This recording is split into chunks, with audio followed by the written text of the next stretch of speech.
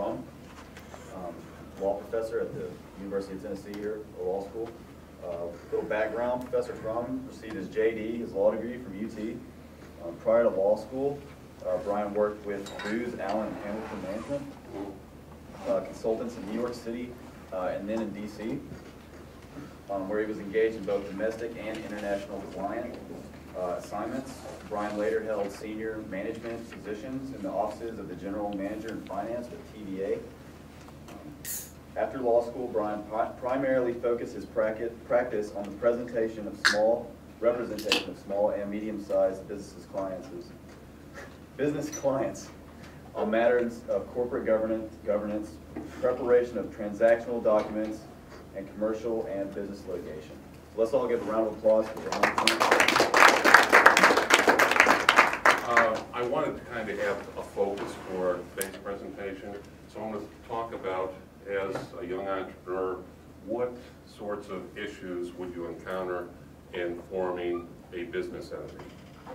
But after that, after we go through this, I'll have a question and answer session, and we can talk about anything you want to talk about. Right now, this semester I'm not teaching, I'm writing a book, and it's basically something that will allow students to take what they learn in the doctrinal courses. And what I mean by doctrinal courses are business associations, secured transactions, securities, corporate finance, and actually apply that knowledge in a real setting. So it starts off with how do you choose a business entity. It follows up with how do you draft contracts for the business setting, how do you protect your intellectual property, and how do you issue securities. What is a security and how do you issue them, okay? But the fundamental thing is that you're going to start a business, okay? And what's the first thing you want to do when you start a business? Anybody? I mean, you're looking for, you want to be a sole proprietor? Do you want to be a corporation? Do you want to be an LLC? Do you want to be a partner? Do you want to be a partnership? Do you want to be a limited partnership? Do you understand the structures that are involved here? Okay. Well, how do you decide what sort of entity is best for you? Okay. First of all, I always throw disclaimers in here because as a good lawyer, you want to be able to make sure that people understand that every individual situation is different. So when I'm talking in generalities, it's just that. I'm talking in generalities. If you have a business, you need to talk to a lawyer specifically about the facts and circumstances of your business, okay? I can discuss generalities in a meeting like this, but every situation is different, and I'll give you some examples of why those situations are different. So basically, we're talking now, but as a practical matter, you'll be able to, it'll help you ask the right questions when you talk to a lawyer. Okay. Some of the first questions that I try to ask when a business client comes in is, let me see your business plan so I can get a feel for where you see yourself going, what you want to do with the business. I mean, is it a business that you want to not only build, run, pass down to future generations? Is it a business that you want to grow real fast and get out of it? Is it a business that you'd like to develop and work in as a manager, shareholder, that sort of thing? You know, deciding up front who will play what roles. If you're 3 or 4 people are going into business together, what roles are you going to play? Are some people just going to be provide financing, or do they want to all take an active role in the business? What's the geographic scope? Because every state has their own state laws as they apply to corporate law, okay? Everybody has heard of incorporating in Delaware or incorporating in Nevada. What are the benefits of that as opposed to incorporating in the state of Tennessee? Are there any benefits? Taxes. Taxes. And it will surprise you. What was your name? What's that? Jake. Jake? It would surprise you. You think taxes. It really, from a it is taxes in Nevada, but in Delaware, it's more that it's the most refined body of corporate law in the United States. Because there's been so many corporations formed in Delaware, it's actually a very expensive state to incorporate in. Lawyers have a greater certainty when advising their clients about what the law should be. In fact, what a lot of people don't realize, that the Supreme Court of the United States, the only court that they certify questions to is the Supreme Court of Delaware. And what that means is, if there is a tough business question that rises to the United States Supreme Court, they can say, we're going to postpone any hearings until we send an advisory question over to the Supreme Court of Delaware. I think that's pretty interesting, but who knows? Okay, but you know, it's just not taxes. And another thing is, just because you incorporate in Nevada, if you do business in Tennessee, you're going to be taxed by Tennessee anyway. Okay? If you're doing business in Tennessee in a Nevada corporation, you're still going to pay Tennessee taxes. So that's a misnomer. Okay? How is the business financed? Are you going to have strictly debt securities, or are you going to have equity securities in the form of an LLC membership unit, or stock, preferred stock, common stock, hybrid stocks of any sort?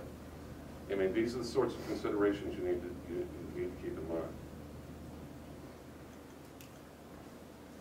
And stop me if you have a question along the way, okay? You need to think about how you want to manage the company. Is it one person going to manage it? Is it board of directors going to manage it? Are you going to hire a professional manager?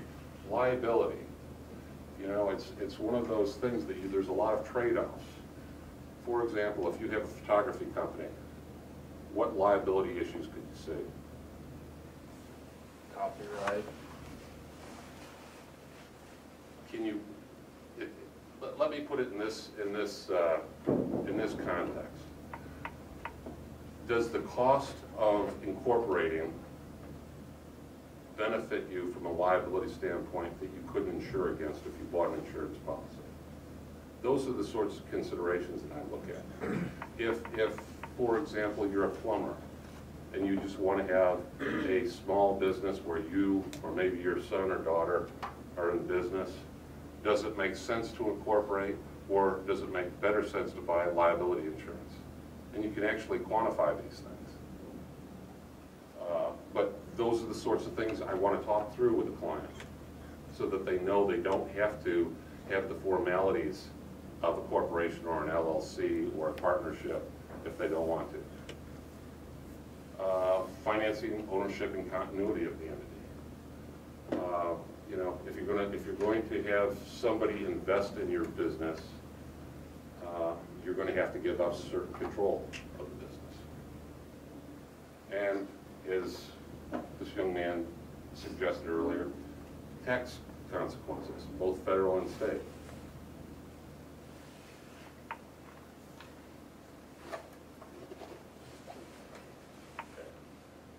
Types of of entity choices: sole proprietorship, general partnership, limited liability company, corporation, S corporation, C corporation.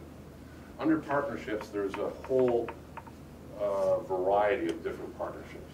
There's the general partnership, there's the limited liability partnership, there's a limited partnership, and a limited liability partnership. Do you understand those differences? Okay, tell me what a limited partnership is. Well, I was going to ask a question actually. Okay, somebody tell me what a limited partnership is. Because a limited partnership is generally the way venture capital companies are formed. Anybody? Sir? So where you don't have any involvement in like the management processes? There's generally, the way it's structured generally is that you have a general partner, and that general partner has limited partners underneath them, okay? The limited partners only invest their money. The general partner has the responsibility for managing that money and investing that money, whether it's in oil wells, whether it's in venture capital arrangements with smaller companies. But guess what? The limited partners don't have any liability, personal liability. The general partner does, okay? Unless it's a limited liability, I'm sorry, limited partnership, limited liability, limited partnership, okay? In that instance, if there's one or two more general partners, there's no liability between those partners, okay? In a general partnership, it's something called joint and several liability. So if you, as one of the partners, runs up a lot of debt, the other partners have to share it. Or if one partner has a lot of money, you can get all your recovery from that one partner. So the liability issue is very complex, okay? And that's why, you know, you really do need a lawyer to walk through the various perturbations with you, okay? There is something called a limited liability partnership, and what that is that you can file a document with the state, and as a result, the partners in that general partnership have limited liability. Each one of them have limited liability from each other. Now, the downside of that is taxation issues, okay? So, in a general partnership, there is, you want me to talk about accounting too? But basically, in a general partnership, what happens is you have structured accounts set up. So each partner has whatever they invested in it is their accounts. And if you make some money, you can pay back the partners that in the money they invested to them, and it's called return on capital. So you're not taxed on it, okay? And you also aren't taxed from a state standpoint, franchise and excise standpoint. But as soon as you get limited liability, whether it's a corporation, an LLC, or a limited partnership of any sort, then you have state tax consequences. I know that's kind of confusing, and I'll just go over the generalities of things, and if you want to discuss the details with me, I'll like to do that. But you notice that there are two different types of corporations. Do you know the difference between an S and a C corporation? We'll get to that then. Okay. Sole proprietorship is ease of formation, profit taking. Basically, the money you bring in can go directly into your checking account. Taxation, basically capital gains and capital losses go directly to your personal income tax statement. Disadvantage, you have unlimited liability. It's hard to raise capital because the bank is looking at the individual's credit rating, and it's solely based on that, not the assets within the entity at all. And taxation, I don't know whether it really is a negative, but it's hard to write things off as a business expense. It's just a little bit more difficult, but not that much more difficult.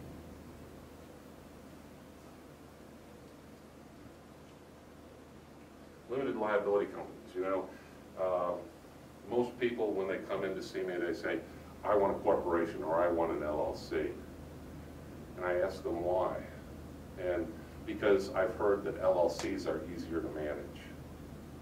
I don't know if that's true. I don't think it is true. I mean, and the difference between a limited liability company and a corporation, you have a charter and bylaws. LLC, you have articles of organization and an operating agreement. And both these documents, both bylaws and an operating agreement, basically tell the members or the shareholders how the business is going to be managed from a directorship or membership standpoint. So, you know, you're going to have meetings. You know, some states are more liberal than others. For example, in Tennessee, you can have something called actions taken upon written consent. And basically, you just draft up what the resolution you're going to make. Okay, we're going to open up a bank account, or we're going to borrow money from a bank. In the old days, corporation would have to have a formal meeting, and they would have to have a vote on whether they could borrow the money or not.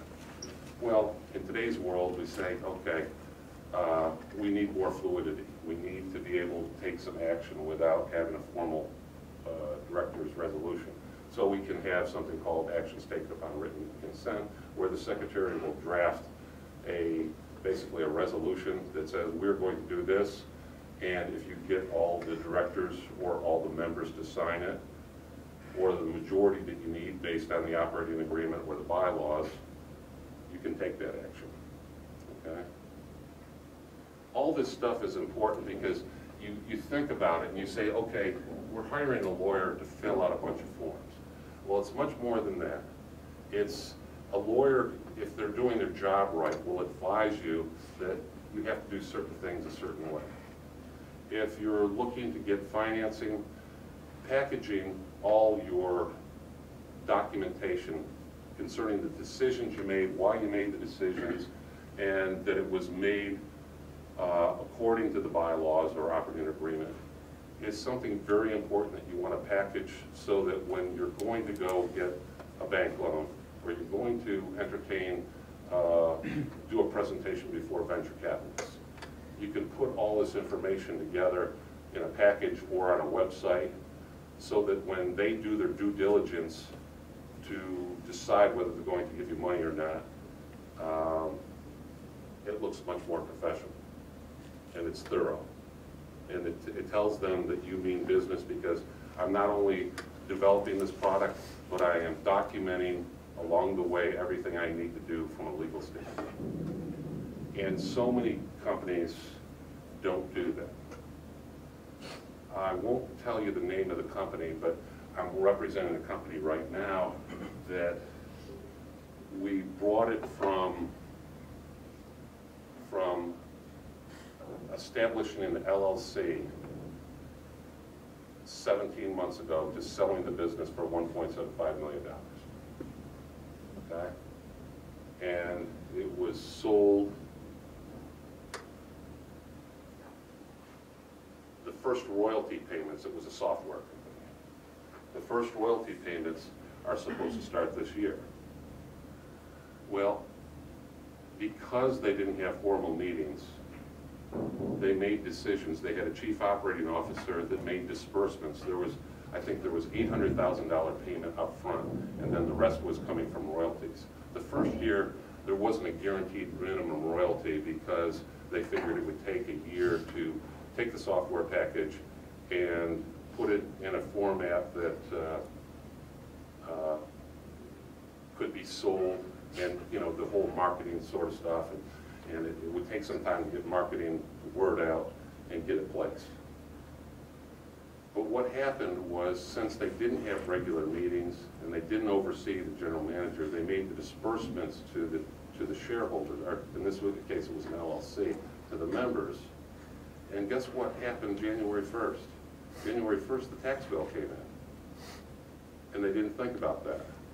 Now they're calling me up and saying, what can we do? We've got a $30,000 franchise and excise tax consequence, and we have a $70,000 federal tax consequence. And I said, I'm your lawyer, I'm not your business person. I mean, that's something that you should have kept track of. But the thing is, everybody wants to make money, and there's nothing wrong with making money. But besides making money, you have to kind of keep track of the business, the mundane parts of the business, okay? I got off track.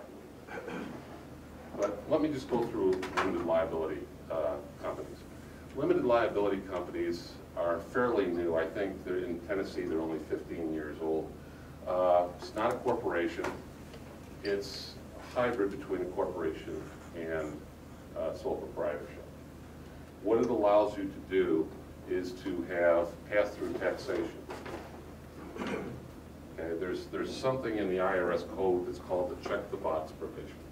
You can elect to have pass-through taxation, and what that means is you're not holding assets within, you're not holding revenue in the corporation. It's basically set up in K accounts, and it's passed through to the individual members' personal income tax statements.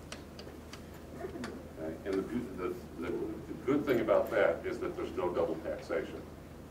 There's no tax on the corporation, or there's no tax on the LLC. All the taxes come through to the individual members. Okay? Unlike a corporation where the corporation's taxed, and then if its dividends are issued to the shareholders, there's tax on the shareholders as well. So that's a benefit. You have liability protection. You can have as many people, members, as you want. You still have record keeping, and there are three types of LLCs. There's member managed, manager managed, and board managed or director managed. You have a question? If you opt for pass-through, can you still file like your expenses so that when you are taxed, it's less, or they just do it on like your revenue? No, here's how you're going to have an accountant. Right. And what the accountant will do is set up accounts for all the members of the LLC. Okay, certain business expenses will be deducted from the LLC, and then the remaining net, the remaining revenues will be distributed based on membership interest. Okay.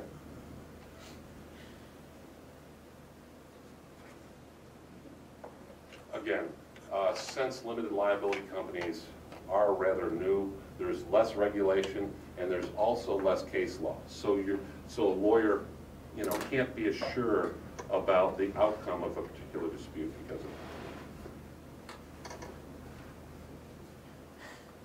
it. Corporations, again, can be one person or 100 people. I know a lot of companies that have a one-person corporation, and that one person owns all the stock. Delegated management, basically what that means is the directors or director hires management, and they delegate to the management. Again, limited liability, investor ownership. It's a separate legal personality. I don't know if you remember, there was a time when Romney early on said corporations are people too. That's true from a legal standpoint. Corporations are viewed as a separate legal person.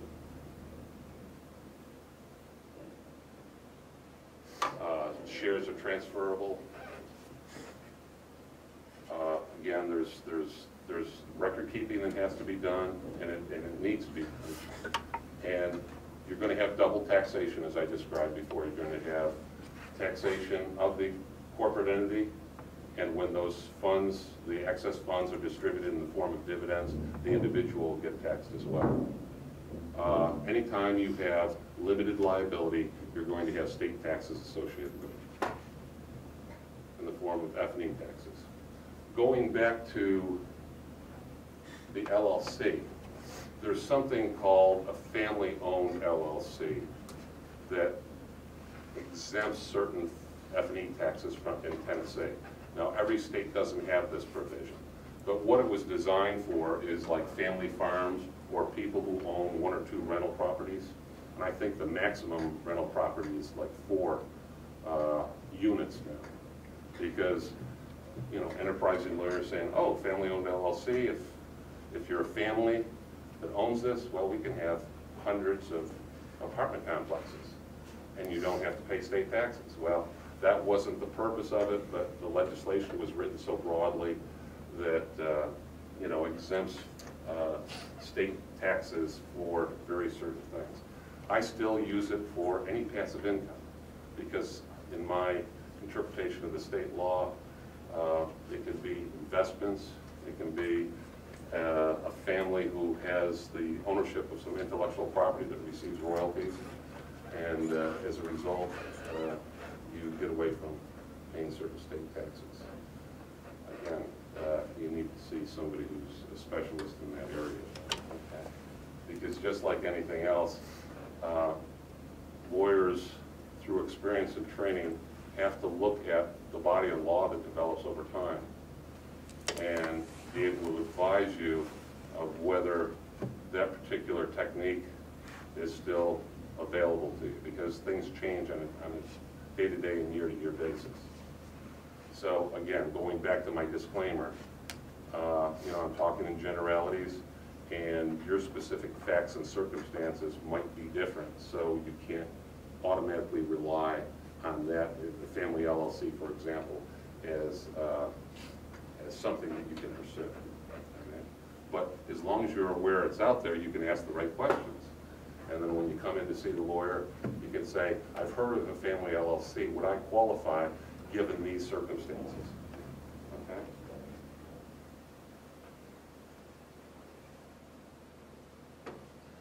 I want to talk to you a little bit about the differentiation between a C corporation and S corporation. And all it is it's C corporation. These are provisions within the IRS code. C corporation is IBM. It's any large corporation you know where there are an infinite number of shareholders, and there's common stock. There can be different forms of stock: common stock, preferred stock, different classes of preferred stock, and there's corporate double taxation. An S corporation was designed in the IRS code to provide for those small companies who have 100 shareholders or less a mechanism to have pass-through taxation. The only problem is you can only have one class of stock. You have to be American citizen. You can't be an alien shareholder or another corporation. But it allows you to have a corporate form, just like a partnership, a pass-through taxation in a corporate form, just like an LLC partnership, sole proprietorship, where it goes directly to your personal income tax statement. I hope I'm not boring you folks. This is kind of complex sometimes. Okay, bottom line is you need a lawyer. And believe me, I mean, I have people come in and they said, well, we filled out all the forms online. And you can do that. You can go online and form an LLC or corporation, limited partnership. But what you're not getting is, okay, what did you put in the charter in terms of an indemnification provision? Well, what's an indemnification provision? Because that's not in the forms that you fill online. What an indemnification provision is that in the event that the corporation is sued, the corporation will pay for the director's legal fees. Well, guess what? If you filled it out online and didn't know to put that provision in the charter, you could get sued, and even though there's limited liability, anybody can sue you. Okay? And you have to go to court and hire a lawyer. Without an indemnification provision, you have to pay for your own legal fees. You don't want to do that if you're a director, especially if you're an outside director. There's a duty of care provision. Okay, people make mistakes. Anytime you're in a business, you're having to use business judgment. And sometimes that business judgment is just stupid, okay? Can other shareholders sue you for that?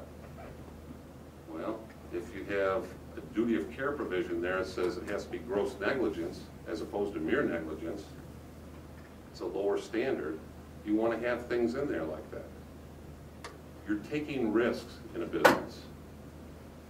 That risk may seem reasonable to you, might not seem reasonable to me. Are you familiar with John Corzine and what happened with MF Global? Well, he made a business decision. If Europe wasn't having such a bad go of things right now from a financing standpoint, it could have been a great investment. But as it was a bad investment. Now, you may have some shareholders in MF Global that want to sue John Corzine. Who pays for it? All depends what it says in the charter. I would hope that they had good legal representation that would have those provisions in the charter. But if he thought he knew everything he needed to know and just said, oh, I'm just going to fill out something on the webpage, he might not have those provisions in there. So, you hear LegalZoom, you hear all these things that we can incorporate you for a certain amount of money. It's worthwhile having somebody to sit down with you and give you some advice. And that's the nice thing about the business clinic. The business clinic does do some representation of students and professors on campus. We've got a lot of the businesses over at the business incubator that we represent, and we actually walk through these sorts of issues and these sorts of problems with clients. The students basically, and either I or Paula Williams will actually oversee all the work. So even though a student might be preparing it, I review it before it goes out. So keep that in mind. I'm not going to start teaching again until the fall, but that sort of thing will be available. So I just wanted to give you that overview. Do you have any other questions that you want to ask? What's your book called? Oh, it's called the something handbook. It's the legal clinic handbook or something like that. And it's going to be in ebook format. The nice thing about that is that if I reference Regulation D of the Securities Code, you'll be able to click on Regulation D and Regulation D will come up. If you're going to file a registration statement, it'll be Form S1. You'll be able to click on S1 and go directly to the SEC webpage, where S1 is, you file an S1 along with a prospectus if you're going to register for securities. So basically it makes it easier for people to not only understand the translation between the doctrinal classes, and it spells out this is how you walk through things.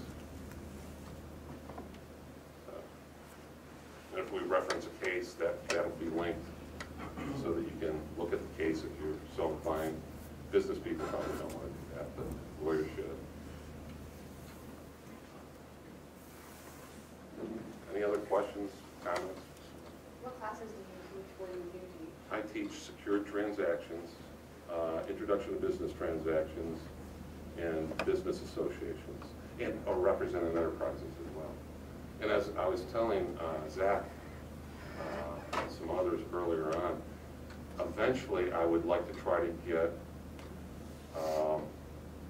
some business students, some engineering students, and some law students all working on projects together.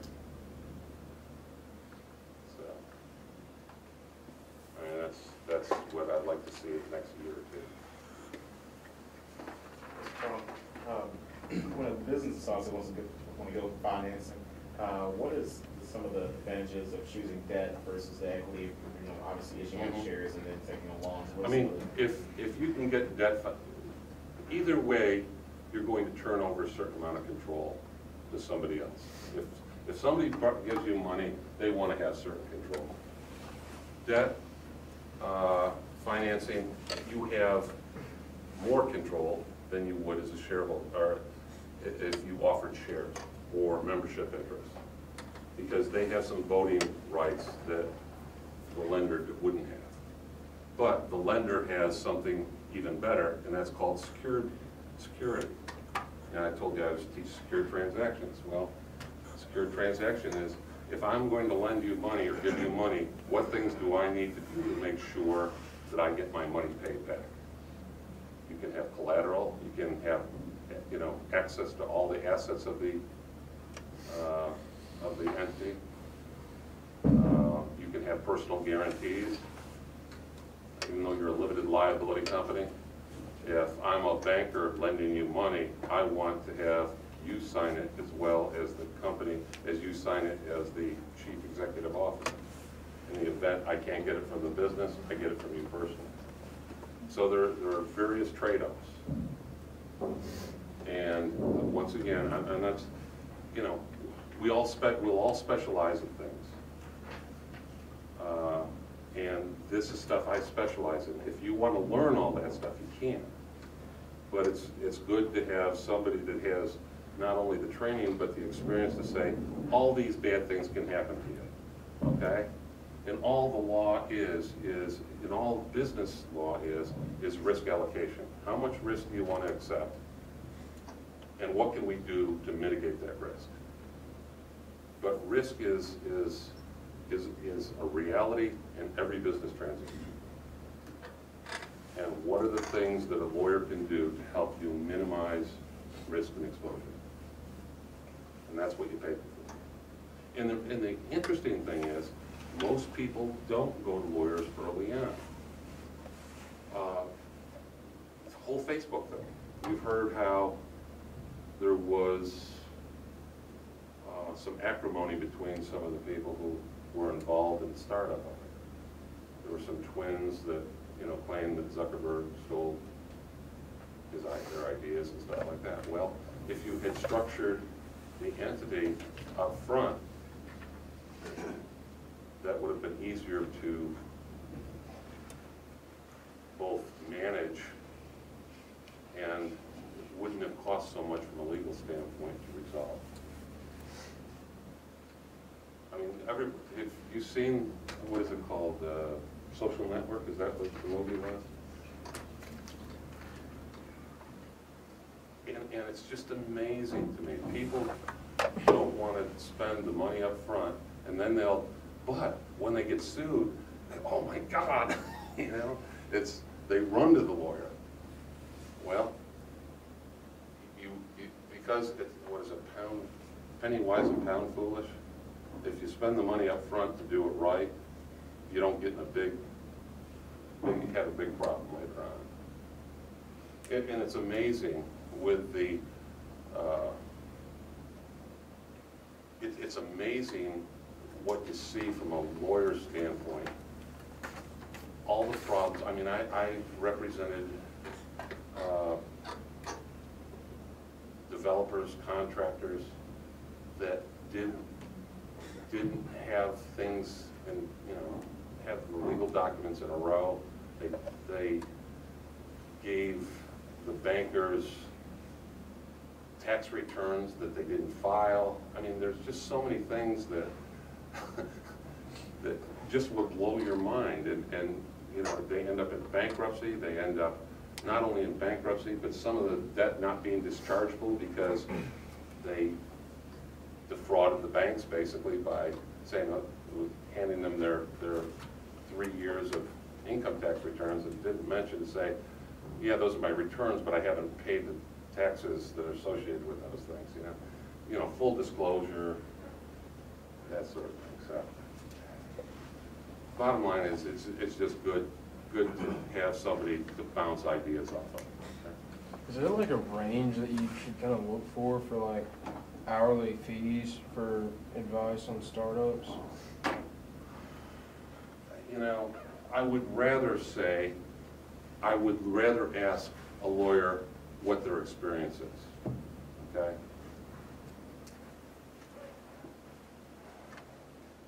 I mean, you should be able to get a lawyer to put together all the documentation for you for a startup for $1,000, okay?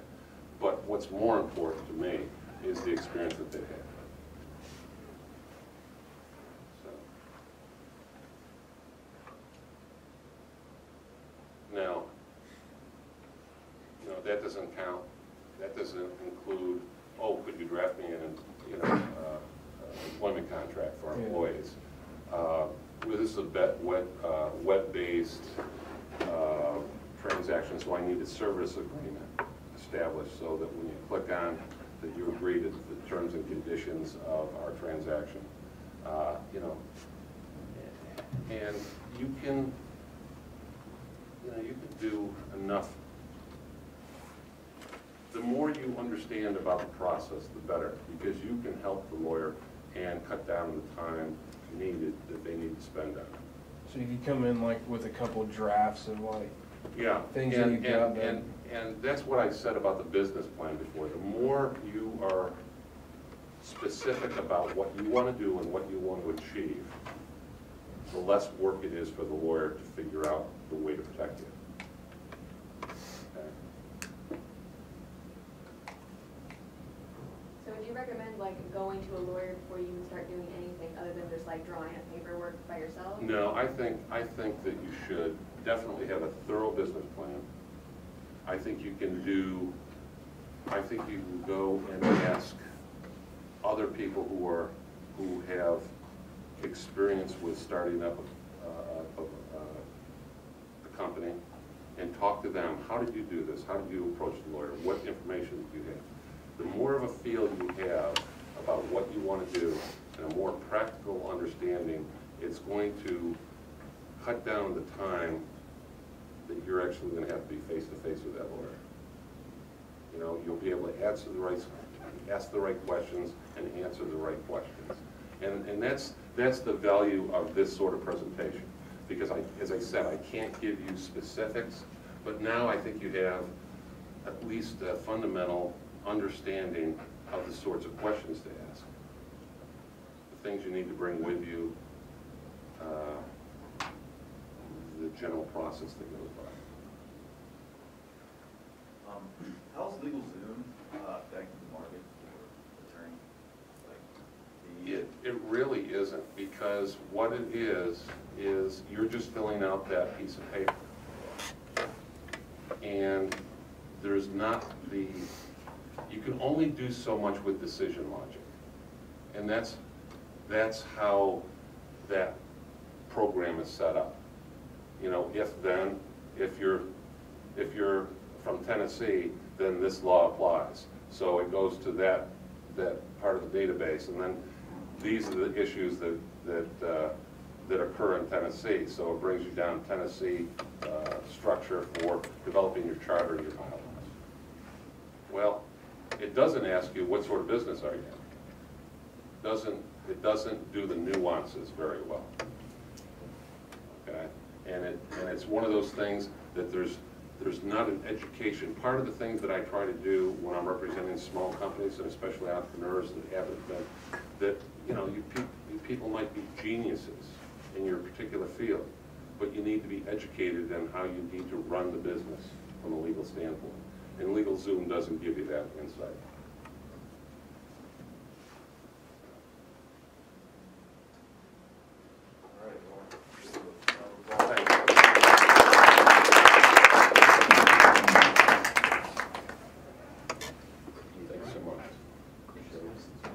I have like 2 or 3 things before y'all leave. One is I had talked about doing some community service. Talked to our advisor, Professor Graves, and he's got an arrangement with a lady in junior achievement, working with the middle school with some kids, and we can do it in teams or singles or like 2 or 3 is whatever. But first we need to have interest. So if anyone's interested in doing that, come talk to me, and we'll put a team together and get on a conference call with this person and get that set up. We may be working with Habitat too, but I think it's important that we volunteer and get our name out there, because we haven't really volunteered much in the past, and that's how we can get recognized and increase our membership. The dues structure is going to change a little bit. You can talk to Jennifer for more information, but it's going to be 20 a semester. If you've already paid, don't even worry about this. but it's gonna be 20th semester now, or 30 for the year. The reason being is that now that we're legitimately affiliated with CEO at the national leadership level, we have to pay money per member, and it's $10. So we're trying to cover the cost and still do things with the organization. Also, get on the mailing list, so we can get you emails, you know, when these are every 2 weeks. And then you want to talk about the website? I mean, yeah, we just got this new website, and it'll keep you up to date. And I'm proud of it because I made it, but anyway, that's beside the point. But yeah, it's pretty easy. COUGK.org, and keep updated. And the Facebook and Twitter and LinkedIn, so it's just kind of a one stop, which is nice. All right, guys. Well, tell all your friends and go talk to Jennifer if you want to join. And thanks for coming out. See you guys in 2 weeks.